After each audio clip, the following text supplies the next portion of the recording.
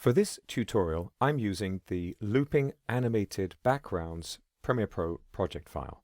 You can find that project file with the media associated with this tutorial. Just double-click on the project file to open it in Premiere Pro.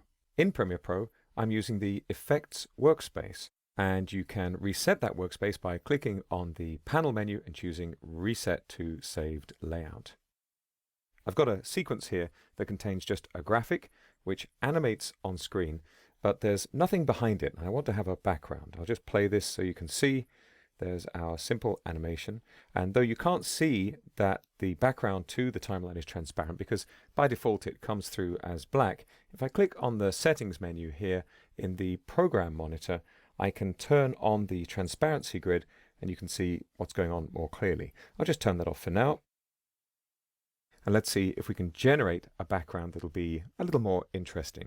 I'm going to begin by creating a black color mat. So I'll just resize the project panel a little here so we can see all of the buttons at the bottom of the panel. I'm going to click on the new item menu and I'm going to choose color mat. By default, the new color mat will be based on the current sequence settings. So we've got the width and height and time base and so on set correctly. I'll click OK. We can choose a color with a standard color picker, and I'll click OK again because I'm happy with black. I'll type in the name background and click OK. And here is our background color mat in the project panel. Color mats in Premiere Pro work the same way as any kind of graphic. So if I drag this into my sequence on the video 1 track under the graphic, well, of course, you're not going to see anything because it's a black color mat and there's a black background. Rather than trim the background right the way out to the duration of the graphic, instead we're going to apply a looping effect so we can duplicate the graphic and use it again and again in multiple sequences and keep the timing of the loop. So I'm going to set a specific duration instead.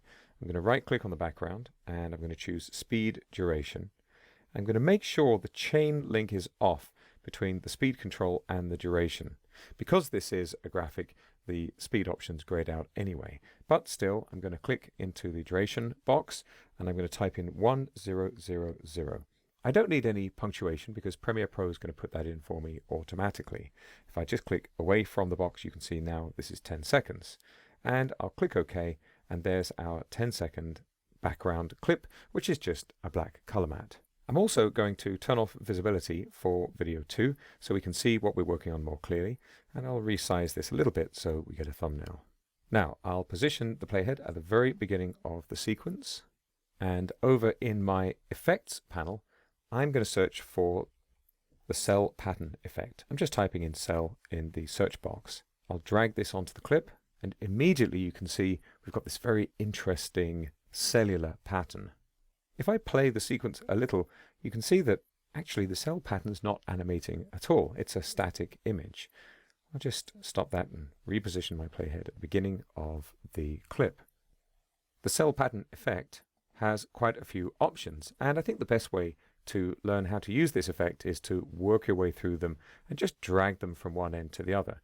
Here, for example, if I drag the contrast all the way down, you can see we get a completely grey image, and if I drag it all the way up, I get a much stronger black and white effect. I'm going to reset that. And the control I'm really interested in is this one, evolution.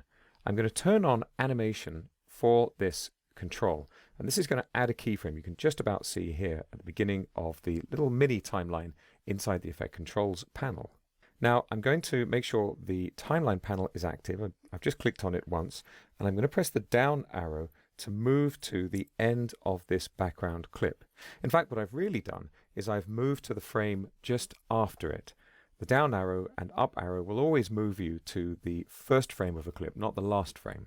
In this case, there is no clip after the background color mat, so we're just at the beginning of the blank space. However, we still have the background clip selected, so if I add a keyframe, it's actually going to be applied to this background clip, even though it's beyond the end of the clip. And this is important because it allows for more advanced animation options.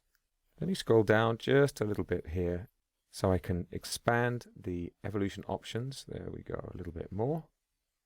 And I'm going to set the number of evolutions to 6, and I'm going to type an X. This is 6 times. I'll press enter here, and you can see that's come up. That's 6 full evolutions on that last keyframe. These evolutions are changes to the pattern effect. We're going to turn on cycle evolution so that it loops, and we want the number of cycles to align with the number of evolutions so that we can loop the clip cleanly. I'm going to choose 2 because 2 goes evenly into 6. Now, because we've got a clean number of evolutions and cycles in this effect on that last keyframe, the clip is actually going to end up looking the same at the end as it does at the beginning. I'll just drag back a little bit so you can see this, and I'll play a little of the effect. It's a very interesting result. Now that we have a perfectly looping clip, we can begin to duplicate it. I'm going to hold the Alt key here on Windows, this would be the Option key on macOS, and drag the clip along on the timeline until it snaps into position so it perfectly aligns with the previous copy of the clip. I'm going to do that again. I'm holding down Alt or Option, creating a copy, release the Alt key, and snap back. Now the graphic happens to be exactly 30 seconds, so we've got a perfectly aligned background to our foreground graphic. Now let's add a color change. Again, I'm going to position my playhead at the beginning of the sequence. I'm going to select the first instance of this background clip, and I'm going to switch over to our color workspace, and I'll just reset that workspace to be on the safe side. And here in the Lumetri color panel, I'll expand the basic correction, and I'll just pull this over towards the blue. I'm being pretty lazy here, but you can see the result. I'm going to go to my Effect Controls panel. I want to make sure I've got this background layer selected. Let's collapse the cell pattern settings for a moment. Expand the basic correction for the Lumetri color effect. And remember, the controls you see here in the Effect Controls panel are literally the same ones as the ones you can access quickly in the Lumetri color panel.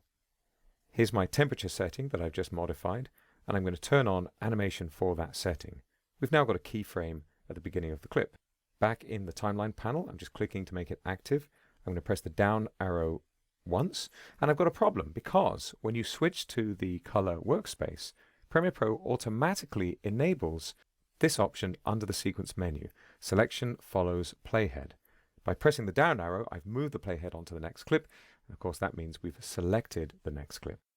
But that's okay. I'll just select the first clip again. Our playhead is still in position, and I'm going to click to add a keyframe for this temperature control. So we've got the same setting at the beginning and end of the clip, and I can go to the middle of the clip. I'm just doing this approximately, and I'll warm up that color temperature. Let's push this over to the orange. Now as I scrub through here, you can see we're going blue, orange, blue, and we're back to the original uncolored version straight after that. I'm going to remove these copies. I'm hitting the backspace key here. I'll take this original, which now has the color effect on it, and I'll Alt drag this, snap it into position, Alt drag, snap it into position. Now because, again, with the color temperature adjustment, I set the keyframes to be just after the end of the clip, which happens to align with the very beginning of the next clip, we're going to have beautifully looping color, and all of these cell pattern effects are going to merge from one into the other. I'll just turn on visibility for the graphic, and I'll play across one of these edits so you can see the result. So we have this seamless join both in the animation of the cell pattern and in the animation of the color. So that's how you can create a looping animated background in Adobe Premiere Pro CC.